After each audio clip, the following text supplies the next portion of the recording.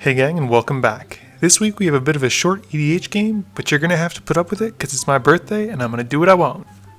This week I'm playing Krenko Mob Boss, Harry is playing Saffi Eric's daughter, Sean is playing his earlier version of Ruric Thar, and Tony is playing Phage the Untouchable. For openers I keep 3 mountains, Brightstone Ritual, Krenko's Command, Coat of Arms, and Metallic Mimic. Sean keeps a hand with 2 mountains, a forest, Drum Hunter, Warchief Giant, Kamal Pit Fighter, and Markov Warlord. Harry's hand had Fiend Hunter, Cathar's Crusade, Sun Titan, Plains, Timely Horde Mate, Altar of Dementia, and Sunpetal Grove. Tony keeps a hand with Hero's Downfall, Journeyer's Kite, 2 Swamps, Grey Merchant of Asphodel, Worst Fears, and Sign in Blood. Harry wins the die roll and starts us off. Harry plays a Plains for his first land and passes to me. For my turn I play a mountain and pass to Tony. Tony follows a similar pattern and plays a swamp and passes to Sean. Sean plays a forest and passes back to Harry. Sunpetal Grove is Harry's land for turn and he taps both his lands to cast Saffi before passing to me. For my turn, I play a mountain then cast Metallic Mimic Naming Goblin. With nothing else, I pass to Tony. Tony plays a swamp and casts Journeyer's Kite before passing to Sean. Sean plays a mountain and passes to Harry. Harry unfortunately misses his land drop and casts Altar of Dementia and passes to me.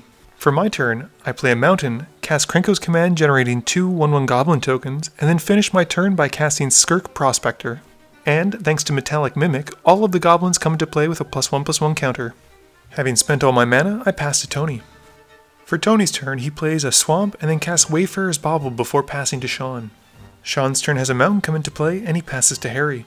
Harry unfortunately misses his land drop and is unable to play anything from his hand, so instead he has to discard, pitching Green Warden and Marassa and passing to me. For my turn I play a mountain and then cast Ogre Battle Driver, who is an all-star in Krenko sometimes. Moving to combat, I swing 4 damage at Sean and 2 damage at everyone else. At the end of my turn, Tony uses the opportunity to crack Wayfarer's Bauble to find a swamp. Tony plays Maze of Ith for his land drop for turn and passes to Sean. Sean plays a forest for his turn, and then casts Cloud Crown Oak. With nothing else, he passes to Harry. Harry draws that land he's been looking for, but unfortunately it's Canopy Vista and it comes into play tapped. With nothing else, he passes to me.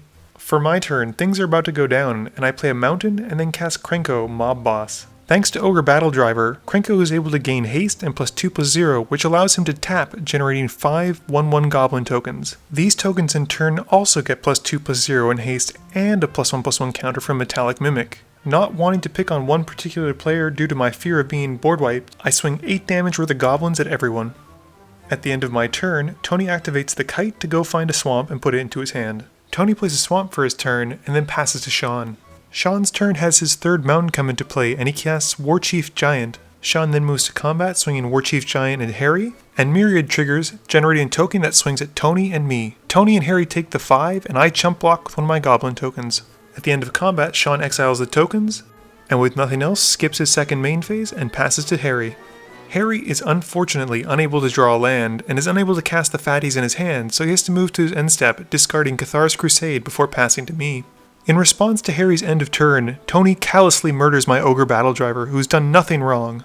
My turn has me also missing my land drop, but I have a great 5 drop in the form of Coat of Arms, which makes my goblins huge. I then tap Krenko, generating an additional 9 1/1 goblins who come into play with a +1/+1 counter thanks to Metallic Mimic. Thinking I've pretty much got the win, I swing 2 goblins at Tony, 2 goblins at Sean, 2 goblins at Harry plus the Metallic Mimic. Harry says otherwise, however, and a Crossing Grip takes out my Coat of Arms. Sean is very enthusiastic about this play. Moving to the block step, Sean puts Cloud Crown Oak in front of one of my tokens, and the total damage dealt is 6 to Harry, 2 to Sean, and only 2 to Tony as he uses Maze of Ith to untap one of my goblin tokens. For the first turn since the start of the game, Tony is unable to draw a land, and instead announces that he's going to cast Sign in Blood. Politics begin to happen, and Sean makes a good point about letting Harry draw 2 cards to get him some lands and hopefully a board wipe to deal with me.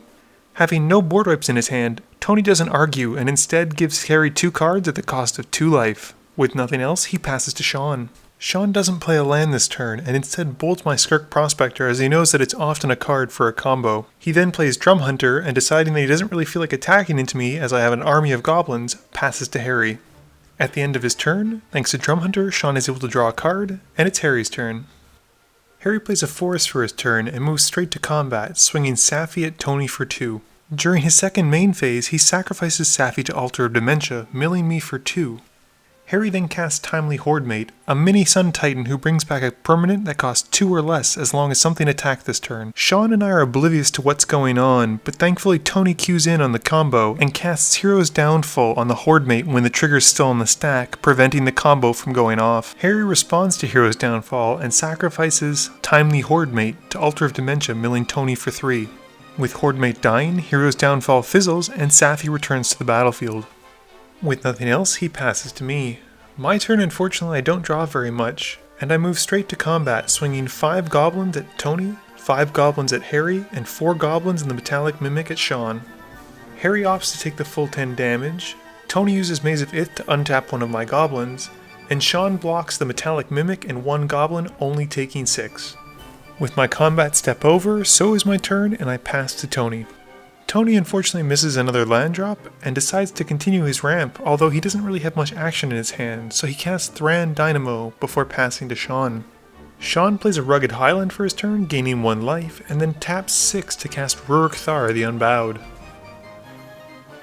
Knowing that I have enough blockers to chump if he attacks me, and not wanting to deal damage to Tony or Harry, as they are his greatest allies at the moment against me, Sean passes to Harry. At the end of his turn though, Sean gets to draw a card thanks to Drum Hunter. Harry's turn has him missing yet another land drop, and he casts Elvish Visionary to draw a card, but unfortunately it still isn't a land, so he moves to the end of his turn and has to discard before passing to me.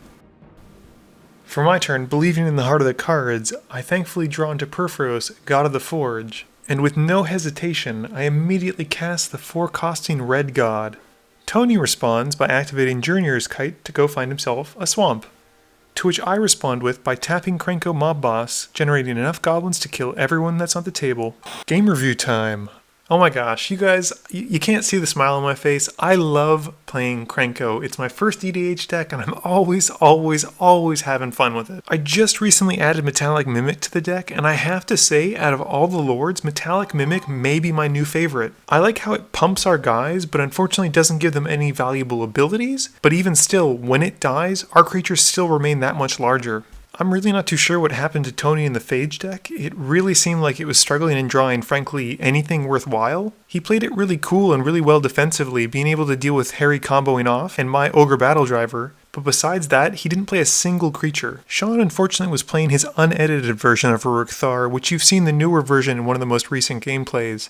It's a bit of a shame since the power level of the deck was quite low, but I still think it was a good showing and Sean was able to play some interesting cards. I liked the Myriad mechanic, and I wish there were some better cards beyond Blade of Selves that make it worth running in EDH decks. Harry's Saffi Eriksdotter deck was something I'd never seen before, and the combo with Timely Hordemate was something I was really unprepared for. I enjoyed the deck, and it was a shame that Harry was stuck on so few lands. Having now seen what was in his opener, it's kind of confusing as to why he didn't cast Fiend Hunter, which would not have made Krenko inaccessible, but it would have slowed me down. Anyway gang, I hope you enjoyed this birthday game. I'm not going to be able to stream this week as I'm headed back to Montreal for my birthday and my family's birthdays, but please be sure to tune in every Monday at 11 AM Eastern Standard Time for a guaranteed new video, and sometimes a new video popping up during the week. You can also follow me on Twitter at MTGMudsta, or watch for my streams when I'm back from Montreal the week following at twitch.tv/MTGMudsta. This video is brought to you in support by my Patreons. If you're looking to help out the channel or the stream, please visit the link below or in the About section. And as always, thank you guys for watching, and please be sure to like, comment, share, and subscribe for more.